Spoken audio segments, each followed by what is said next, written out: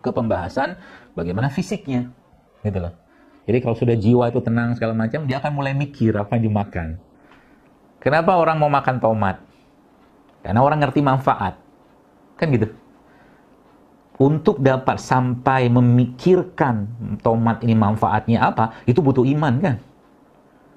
Untuk sampai memahami bahwa jahe ini punya manfaat yang besar, dia butuh iman untuk itu. Makanya afala ta'qilun, afala tadabbarun, afala yubsirun gitu. Ibarat kata bahasa kita tuh ente kagak mikir, ente kagak merenung gitu lah bahasa kita gitu lah. Begitu kan kata-kata Allah dalam Al-Qur'an, sebegitu terus.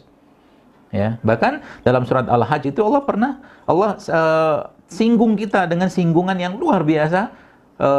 Nusuk gitu kan buat kita gitu kan. Allah bilang apa? Auzubillahi minasyaitonir rajim. Falam yasir fil ardi fatakuna lahum qulubu ya'qiluna biha aw azanu yasma'una biha fa innaha la ta'mal absar walakin ta'mal qulubu lati fis sudur.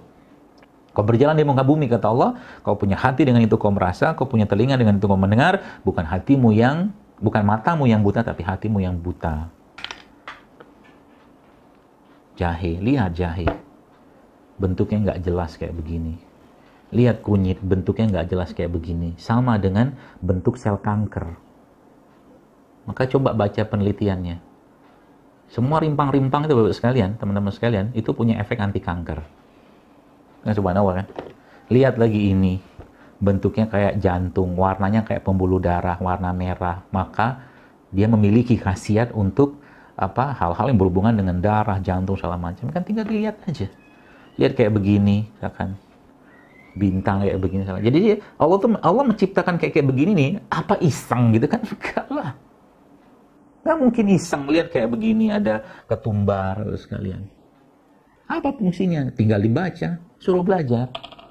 Ya, bawang putih kayak begini gitu kan. Masya Allah kalau teman-teman buka ini, gitu kan. Coba saya buka ya. Dia itu kan kayak pembuluh darah. Sini. Tengahnya itu. Apalagi bawang merah ya. Afala yubsirun, afala ta'qilun gitu kan. Suruh baca sama Allah. Masya Allah gitu kan. Jadi kalau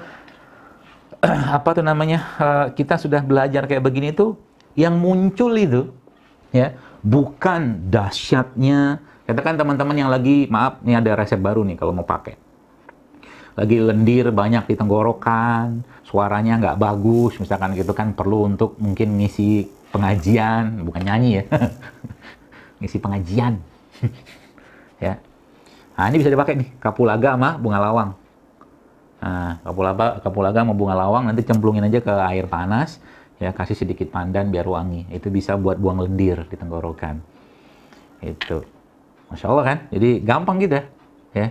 Kalau udah kayak begini tuh kita minum kayak begini nih, bukan minum sekedar untuk mendapatkan sehat, tapi kita bisa mengatakan kepada mereka ini apa yang kita katakan, Rabbana ma khalaqta hadza batila subhanaka inni faqina azabannar.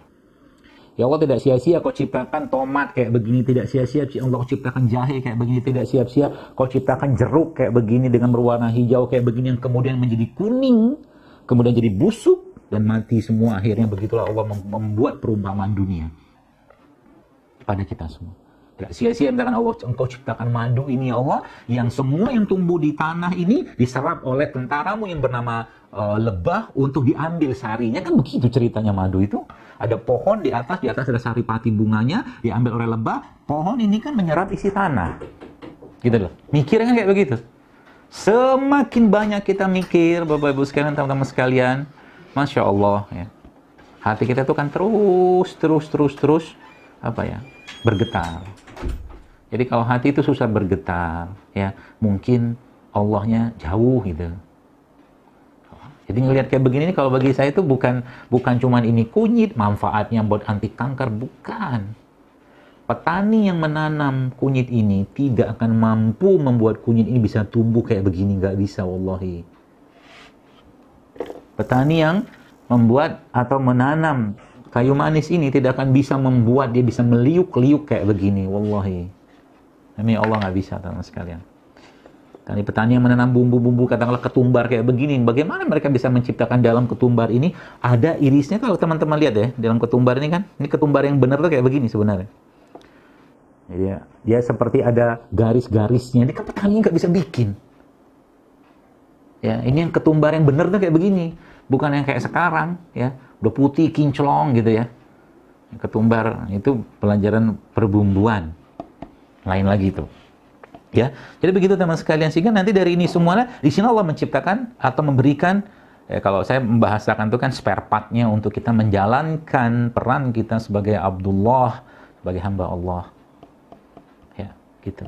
Dan ingat, jagalah hati itu baik-baik. Jangan pernah, jagalah hati, jagalah jiwa, jagalah ruh kita itu baik-baik. Jangan pernah menduga-duga tentang sesuatu pada orang lain. Sa'id bin Zaid, salah satu sahabat Nabi yang dijamin masuk surga, radhiyallahu anhu, ini kisah terakhir ya. Pernah lagi dalam satu peperangan, ya ini perhatikan baik kisah ini. Jadi di depan dia itu ada musuh Islam lah, sebelah mungkin kafir lah, kafir gitu. Sudah siap dipenggal sama beliau dengan pedang itu letakkan di sini. Tiba-tiba, Bapak sekalian, tiba-tiba si kafir tadi itu, orang musuh Islam tadi itu mengucapkan kalimat syahadat asyhadu alla ilaha illallah wa anna muhammadar rasulullah. Kata dia begitu. Selesai dia mengucapkan itu, pas ditebas sama dia kepalanya. Peristiwa itu kemudian diadukan kepada Nabi sallallahu alaihi wasallam. Terus Nabi tanya kepada Said, wahai Said, apakah engkau melakukan itu tadi? Benar ya Rasulullah, karena orang ini dia lagi keadaan terdesak, dia bersyahadat, kata Said bin Said radhiyallahu anhu. Nabi melihat Said bin Zaid radhiyallahu anhu, ini sahabat, coba bayangkan ya. Kemudian Nabi pegang pundaknya, terus Nabi katakan pada Said bin Zaid, wahai Said, apakah kau belah dadanya sehingga engkau mengetahui hatinya, kata Rasulullah, sampai 3 kali. Sampai Said itu bilang kepada dalam riwayat tersebut, sampai Said itu bilang, andainya hari itu hari pertama saya masuk Islam itu, aku akan jauh lebih tenang hidupku. Karena Nabi sampai bilang kayak begitu. Artinya apa? Jangan pernah menduga-duga tentang sesuatu, terutama hati orang lain. Ya. Jadi itu salah satu caranya menjaga. Karena kita nggak tahu. Bisa jadi orang yang, kalau teman-teman pernah baca kisah Atha bin Abi Rabah rahimahullah, salah satu tabi'in ya. Atha nih teman-teman sekalian, matanya buta satu.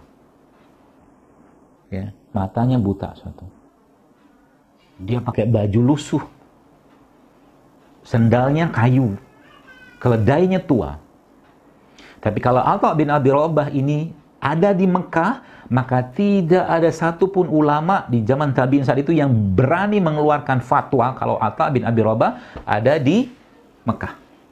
Karena ada salah satu pemberi fatwa kalau terutama pada musim haji. Ya, Atha bin Abi Rabah ini kalau teman-teman lihat di YouTube ada kisahnya, coba baca aja deh. Itu pernah menasehati Khalifah Sulaiman bin Malik yang membuat Khalifah saat itu menangis luar biasa. Sampai Atha mengatakan apa kepada Khalifah? Wahai Amirul Mukminin, engkau dilahirkan sendiri, engkau hidup sendiri, engkau akan mati sendiri, maka bertakwalah engkau pada Allah. Akhirnya Khalifah itu pegang tongkat dan nangis. Karena takutnya, ngerinya dengan ucapan ulama yang mungkin secara penampilan kayak begitu orangnya. Tapi kata ulama yang lain, Atha bin Khurasani dalam riwayat tersebut, kalau seandainya dinding istana saat itu tuh ya runtuh, ya bisa runtuh dengan ucapannya Atha bin Rabah tadi. Begitu teman-teman sekalian. Maka Islam yang memberikan pedoman yang sangat jelas tentang itu semua. Ya kalau kata Agim ya, Masya Allah ya, jagalah hati, jangan kau bener. Seperti itulah adanya. Jiwa, raga. Karena kita akan bertemu. Tinggal nanti kan di surga nanti kan kita akan diganti casingnya oleh Allah. Casing badan diganti dengan casingnya Nabi Adam. 60 hasta 27 meter. Nah, yang menariknya, hatinya kita akan diinstal hatinya salah satu Nabi Ulul Azmi, yaitu Ayub alaihissalam. Maka di surga nanti perawakan kita kayak Nabi Adam, parasnya yang laki-laki kayak Nabi Yusuf, hatinya kayak Nabi Ayub. Asik kan? Yang perempuan kayak apa? Masya Allah, nggak usah dibayangkan. Ya. Bidadari yang indah dan cantik luar biasa digambarkan dalam hadis disebut, nggak ada apa-apanya dengan kaum muslimat ya, para wanita-wanita yang masuk surganya Allah, sehingga suaminya pun kaget, ini istriku nih, kata dia. Masya Allah. Maka kecantikan sejati, ketampanan sejati bukanlah dari makanan, bukanlah dari minuman, tapi dari keimanan, ketakwaan, dan jiwa, hati, ruh yang bersih, sehingga nanti Allah menyambutnya dengan ucapan, ya Tuhan nafsul mutmainnah, irji'i ila rabbiki radiyatan mardiyah, fad'u li ibadi wadkhuli jannati. Wallahu a'lam bishawab. Assalamualaikum warahmatullahi wabarakatuh.